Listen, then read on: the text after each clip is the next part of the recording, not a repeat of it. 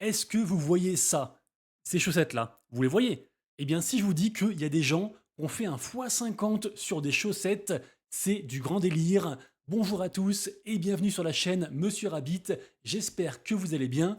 Vous le savez, ici tous les jours, je vous parle du meilleur de l'actu crypto, memecoin, NFT, jeux blockchain et airdrop dans un format qui dure un petit quart d'heure. Et c'est pas encore fait, pensez à vous abonner à la chaîne. Également aussi, sachez que j'ai sorti une vidéo ce midi sur un memecoin que je vous ai présenté il y a environ 2 semaines. À l'époque, ils avaient levé 8 millions.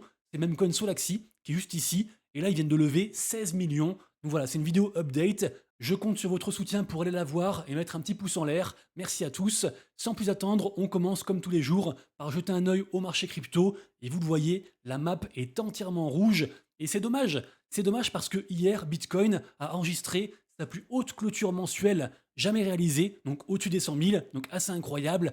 Et malheureusement, annonce de Trump par rapport à la taxation des produits étrangers. Et puis au final, le marché n'a pas très bien réagi. Moi, ce que je pense, c'est que le bull run sera incroyable. Je pense même qu'on pourrait atteindre un nouveau point le plus haut, des nouveaux ATH sur Bitcoin et sur Ethereum pendant ce mois de février.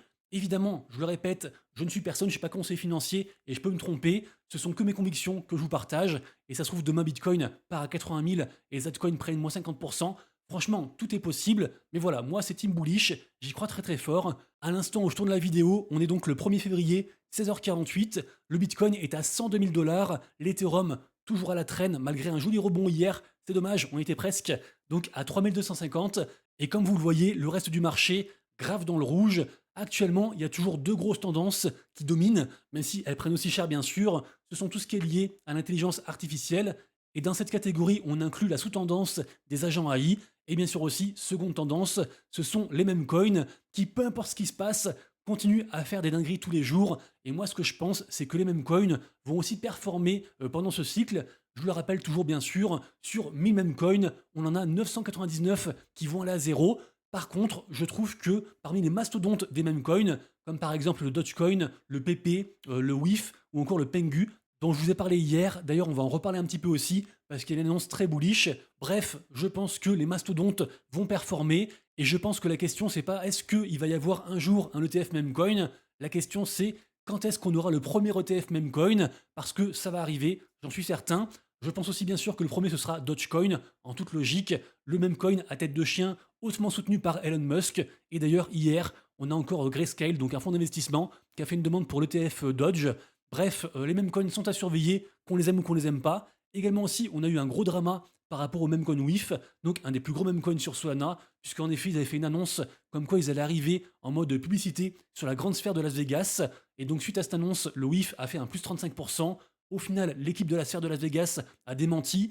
Après, l'équipe du WIF a redémenti le démenti. Bref, on ne sait pas où est la vérité. Ce qui est sûr, c'est que ça a entraîné beaucoup de volatilité. Et de toute façon, on le sait, quand on est dans les mêmes coins, forcément, il faut être OK avec la volatilité parce que quand tout va bien, on peut faire des fois 2 dans la journée et quand tout va mal, à l'inverse, on peut aussi diviser par 2. Donc, il faut avoir le cœur bien accroché. Ensuite, on a Chuck Liddell. Alors, pour ceux qui connaissent pas, lui, c'était un ancien champion de l'UFC, catégorie mi-lourd, et donc d'ailleurs qui a gagné, qui a été champion. Vous le voyez, il est encore suivi par quasiment 800 000 personnes. Et hier, il a annoncé partager un meme coin. Et en fait, ce meme coin renvoie à un meme coin déjà existant qui s'appelle le Giga. Le Giga, je l'aime beaucoup. J'ai d'ailleurs un bon bag. Pour rappel, c'est un meme coin sur Solana, actuellement capitalisé à 550 millions de market cap. Je trouve qu'actuellement, on est sur des prix plutôt corrects. Et d'ailleurs, on fait encore un moins 15% aujourd'hui avec la récente chute depuis hier.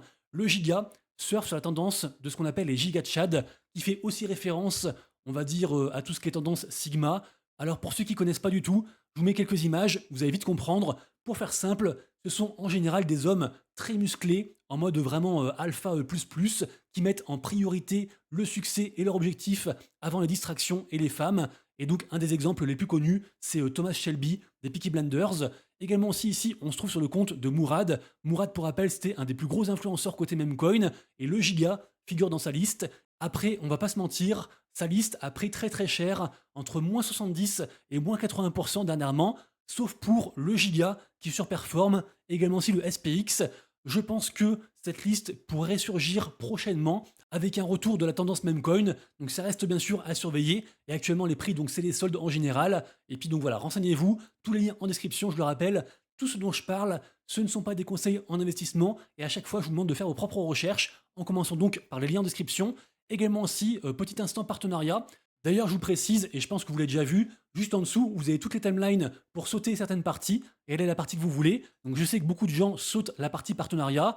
Par contre, si vous la regardez, moi ça booste ce qu'on appelle le watch time sur YouTube et donc ça aide les vidéos à être plus vues. Et bien sûr aussi que si je continue à faire des vidéos, c'est à la fois pour partager mes infos et j'espère vous apporter un petit peu de valeur, mais c'est aussi pour avoir un certain retour sur investissement et une certaine rentabilité, on va dire ça comme ça, par rapport au temps de travail que j'y consacre, parce que autant vous dire qu'actuellement, je gagne bien plus avec mes propres investissements, et donc des fois je me demande si je devrais pas juste fermer la chaîne YouTube et faire mes trucs dans mon coin et être moins exposé.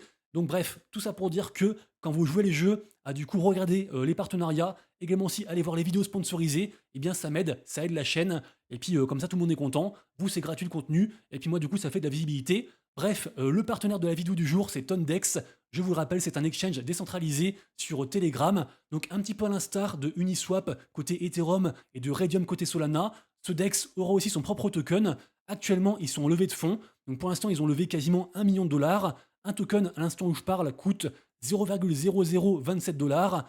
Je vous le rappelle, ce n'est pas un conseil en investissement. Faites bien vos recherches, bien sûr, en consultant la token économie, la roadmap, le white paper, bref, toutes les infos avant de prendre n'importe quelle décision d'investissement. Moi, je trouve que le token a du potentiel. Donc, Tondex, ce sera donc un DEX sur The Open Network, la blockchain de Telegram. Mais pour l'instant, c'est que théorique.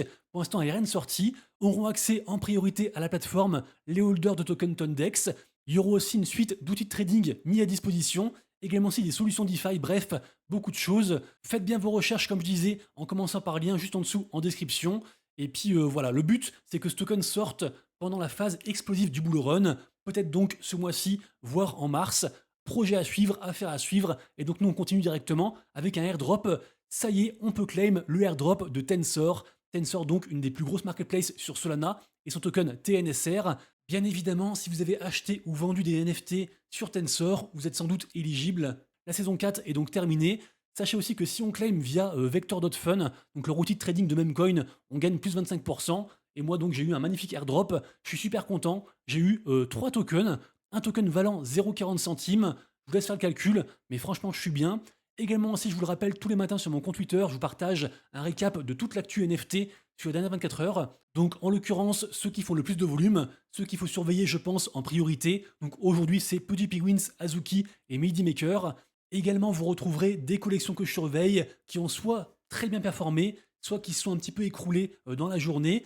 Parmi celles qui ont performé, on remarque que, enfin, ça y est, on a une collection sur Abstract qui est en train de performer et qui nous fait quasiment un x2 depuis 48 heures. C'est la collection Bearish, donc à voir c'est manipulé. Mais peut-être, comme je disais hier, qu'on est sur un retour de la blockchain Abstract. Notamment, j'aurais pu ajouter ce mint, mais je l'ai su après, ce NFT. On a un NFT, une chaussette qui a fait x50. C'est ce que je disais donc en intro, et c'est l'objet de la miniature de la vidéo, tellement c'est assez incroyable. Donc je vous l'ai dit, je crois, hier ou avant-hier, Abstract, la blockchain est sortie. Dessus, en fait, quand on est actif, on gagne de l'XP et des badges. Et tout ça donnera donc, on espère, du airdrop du futur token de Abstract. Et notamment, on a un badge chaussette. Et ce badge s'obtient seulement en détenant un NFT AppSocks. Donc Socks, c'est chaussettes en anglais. Et d'ailleurs, ce sont des vraies chaussettes. Ce sont en fait des NFT RWA, Real World Asset, donc backés par des vraies chaussettes dans la vraie vie. Il y a seulement 500 paires et ces chaussettes ont été vendues pour seulement 45 dollars. Alors sachez que c'était très dur à en avoir, il y avait une longue file d'attente, mais au final, ces chaussettes permettent d'avoir donc un badge sur Abstract et donc plus d'XP. Et donc on imagine aussi un prochain airdrop. Et ces chaussettes vendues 45 dollars à l'époque valent aujourd'hui, vous le voyez, 2500 dollars. Donc un grand délire, c'est environ un x60, un truc comme ça. Sachez aussi qu'ici, on se trouve sur Dili. Et Dili, c'est une marketplace, on va dire NFT RWA. Ce sont que des trucs physiques backés par donc un NFT. Ma question est la suivante. Est-ce qu'on ne pourrait pas avoir une nouvelle tendance de vrais produits dans la vraie vie, en physique, backés donc par un NFT, et que ce NFT donne certains avantages? En tout cas, sur Abstract, maintenant, on a aussi les bérets. Donc ça vient de Abstract Europe, qui a donc fait 200 bérets. Les 200 bérets ont sold out et valent actuellement 100 dollars. Donc voilà, un jour peut-être on aura une panoplie complète, chaussettes, calbar, bref, c'est assez marrant. Je voulais absolument vous en parler. Et d'ailleurs, vu qu'on est sur Abstract, vous savez donc hier, j'ai dépensé 7000 dollars sur le même coin Pengu, donc le même coin lié à l'écosystème Abstract et à ceux qui l'ont créé, donc les petits penguins. Ce même coin pour l'instant a bien performé. Il y a eu des annonces très bullish et donc depuis que j'ai acheté, on est quasiment en plus entre 10 et 15%, donc très content, même si je le rappelle c'est très volatile, donc ça veut rien dire. Allez voir la vidéo d'hier, il y a beaucoup d'avantages à holder ce même coin, et notamment donc dans les différentes annonces depuis ma vidéo d'hier, on a eu ceci de la part de Igloo, donc la maison mère de Petits Penguins et de Abstract. Il semblerait que Igloo va tout mettre en œuvre pour que les institutionnels, et également aussi les commerces, puissent adopter la crypto Pengu. Beaucoup de gens spéculent donc sur un potentiel ETF Pengu. Ça serait possible, d'autant que Vanek, un très gros fonds d'investissement, affiche une image de profil Twitter d'un NFT Petit Penguins et les soutiennent ouvertement. Donc voilà, je vous l'ai dit hier, les Petits Penguins sont très très forts côté Web 2, ils font des milliards d'impressions avec aussi le côté social, vraiment ils sont partout, j'y crois très fort, et même s'ils ont délaissé le côté Web 3 dernièrement, je me dis que avec ce genre de news d'XP sur du coup la blockchain Abstract, et encore 2-3 autres incentives, il y a moyen que ça reparte de plus belle, et encore une fois, je vous le redis, mais quasiment une fois par semaine, il y a un très gros partenariat par rapport à Petit Penguins. Donc dans tous les cas, ça reste un projet à suivre. Ensuite, je vous parle de Memland. Memland, vous le savez, j'ai beaucoup investi sur ce projet.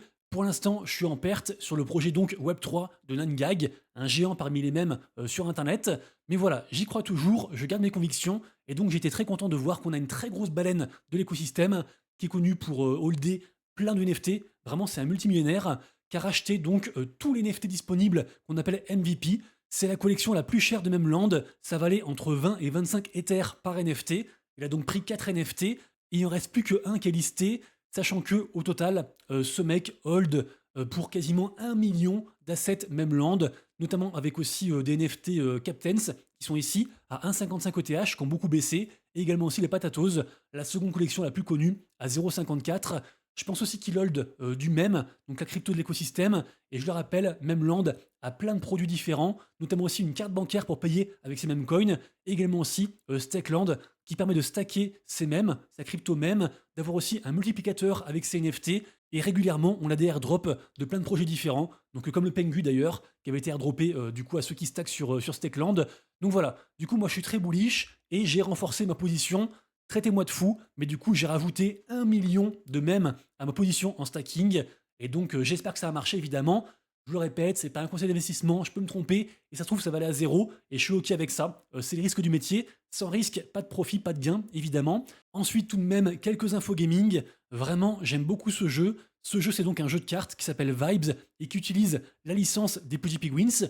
D'ailleurs, ils peuvent licencier vos NFT, et ce faisant, en fait, quand votre NFT est utilisé, vous pouvez percevoir du coup de l'argent. Donc vraiment intéressant cette histoire d'IP autour des NFT, de propriété intellectuelle. Bref, ce jeu est disponible gratuitement pour tout le monde. Également aussi, on peut acheter des cartes en physique ou des boosters, on va dire, digitaux pour débloquer plus de cartes. Mais de base, on peut y jouer gratuitement. Moi, du coup, j'ai commencé à le faire et même j'ai fait un stream du coup sur ce projet-ci. Et je me tâte et je pense que je vais le faire, à faire quelques streams régulièrement sur du coup Vibes, donc sur Abstract, pour en plus gagner de l'XP et donc à terme avoir du airdrop de la crypto d'Abstract. Et voilà, Vibes, franchement c'est trop cool. Malheureusement, une partie dure quand même assez longtemps, on est sur une bonne demi-heure, donc il faut avoir du temps. Également aussi sachez qu'ils vont faire un tournoi, je crois aux États-Unis, bientôt aussi un en Europe. Pour les États-Unis, il y a quand même 20 000 $ à gagner, et aussi un leaderboard pour ceux qui jouent actuellement. Bref, ils font beaucoup de belles choses, et le projet est soutenu publiquement par Luke Netz, le CEO de Abstract. Et donc voilà, ça fait très longtemps que j'attends un jeu sympa, et moi j'aime beaucoup les jeux de cartes, donc pourquoi pas ça. Ensuite, hier je vous ai dit qu'il y avait un gros événement sur Otherside, le Metaverse des Bored Ape. L'événement a eu lieu et au final ils n'ont pas battu le record du monde du plus grand nombre de joueurs au même endroit sur un shooter. Bon, ils ont quand même atteint quasiment 1400 personnes. Apparemment c'était assez cool, donc je sais pas si certains d'entre vous l'ont fait. En général, il y a aussi des récompenses pour ceux qui ont joué et ceux qui ont gagné. Donc voilà, j'en sais pas plus, mais a priori ça s'est bien passé. Par contre, ça n'a pas fait non plus une hype d'enfer, et j'ai pas vu trop de gens en parler. Et pour terminer, surveillez bien le projet Gigaverse. Donc là, on retourne sur Abstract. Le projet Gigaverse, c'est donc un projet, un des projets gaming, je pense, les plus hypés. C'est un RPG en mode pixelisé. Voici quelques images à l'écran. Le futur du gaming, il est là, il est présent. Bref, pour rappel, Gigaverse, ils ont des NFT sur Ethereum pour l'instant, qui sont à 0,3 ETH. Et donc là, ils ont annoncé le mint officiel de leur collection sur Abstract, qui arrive donc le 3 février. Un NFT coûtera 0,05 ETH et il y aura quasiment 7000 NFT. Le 3 février, c'est dans 2 jours. et je pense vraiment que l'avenir à court terme de Abstract va dépendre de ce mint, parce que ce mint, je me répète, c'est un des plus hypés. Pour l'instant, c'est très compliqué côté NFT, même si on a des chaussettes, on est très content. Mais voilà, Abstract, ils ont vraiment besoin d'une grosse victoire, d'un projet qui touche plein de monde et qui performe de fou pour relancer un petit peu la machine. Donc, affaire à suivre. C'est déjà la fin de la vidéo, j'espère que ça vous a plu. Pour info, j'ai enregistré la vidéo 2 fois. Mon micro marchait pas la première fois, donc je suis au bout du rouleau, je suis fatigué. J'espère que j'ai assez articulé. Je vous souhaite un super week-end. J'espère que la semaine sera énorme. Des fois, on dit que week-end rouge, semaine verte, donc à voir côté crypto. Bref, prenez soin de vous, de vos proches et de vos wallets. Likez, abonnez-vous, partagez. Et puis à lundi, c'était Monsieur Rabbit. Ciao.